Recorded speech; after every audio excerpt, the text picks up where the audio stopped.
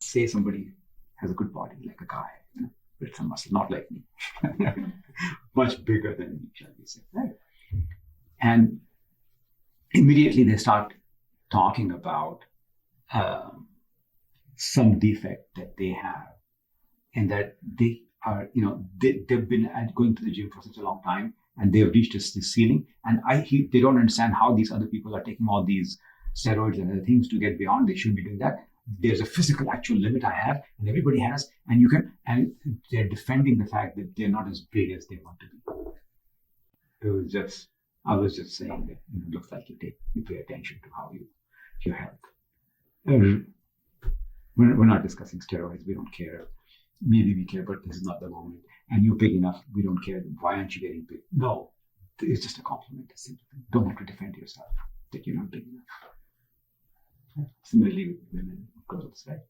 Can start to go off and talk about them, how they're, in fact, today is not their prettiest day. On another day, they're even prettier. Really, we're not.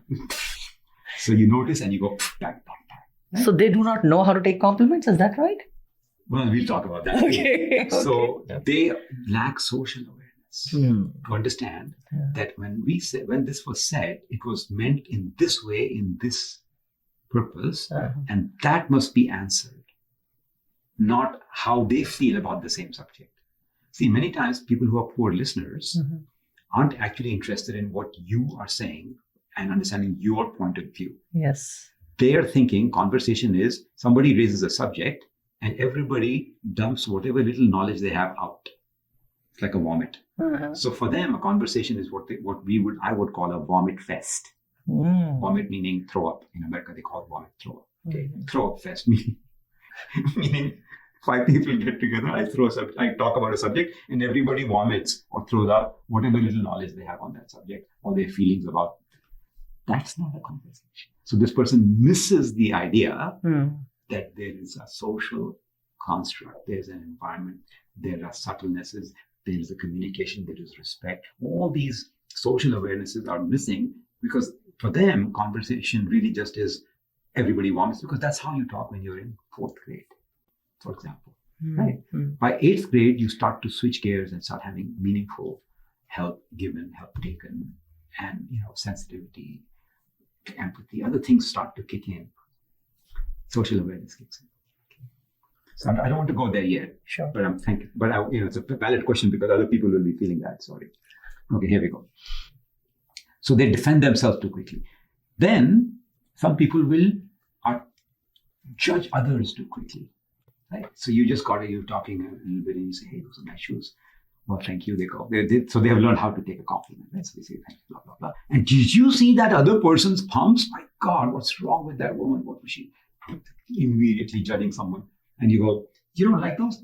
That's my girlfriend. You go, oh, I'm so sorry. It's a complete faux pas. Right? Immediately, without reading anything, they are judging other people to show that they're superior, that their shoes are better looking, and therefore they're high class. So they have an inner need to overcome their own low self-esteem by shooting others. And that came out because they are judgmental. Okay. Now, if I tell you don't be judgmental, that the solution to all of these problems is not just to stop doing that. Then you have nothing to say. And then someone talks to you and you say nothing. You say just generically small stuff. And people walk away thinking, my God, no brains at all? Said nothing? So don't start solving this yet. Just stay with us. We're just explaining. The solution will come, right? We will explain the science and we'll give step by step. Okay. All right, there's more. Okay, why people get turned off even by talking to people with a good looking face or the wow face, whatever they find wow. Okay. All right. Okay. And then, they're too full of themselves. They defend themselves too quickly. They judge others and are unable to be forgiving. It's another kind of psychological issue. They judge someone, and then that person, you can see that person maybe is in the group or not in the group further away, and they are not able to come up with a reason why reasonably that person might be dressed in sneakers in a party. Right? I mean, at least give some effort. Like maybe their baggage didn't arrive in the airplane. So they're stuck with whatever they were wearing in the airplane. And they showed up at the party wearing the same clothes. Right? And the party is kind of semi-formal. People are wearing nice shoes. And there's only one guy wearing sneakers. So you wonder. Right? And you can say, well, I thought, and instead of saying, oh, I thought in the invitation it clearly said formal attire. Maybe they didn't get the memo. Trying to look superior to them. Judge. So it's a kind of a judging too. Without forgiving. A judgment without... See, if you want to judge someone by saying they didn't get the memo, then you should know they didn't get the memo. You should have gone and talked to them privately, confirmed it, and then found out why, and then explain it to others so that that person is now not having to tell everybody why. Right? Be nice to them.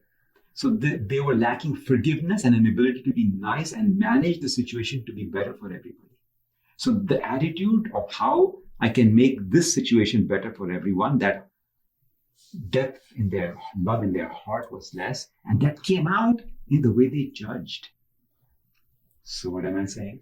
A loving heart is beautiful.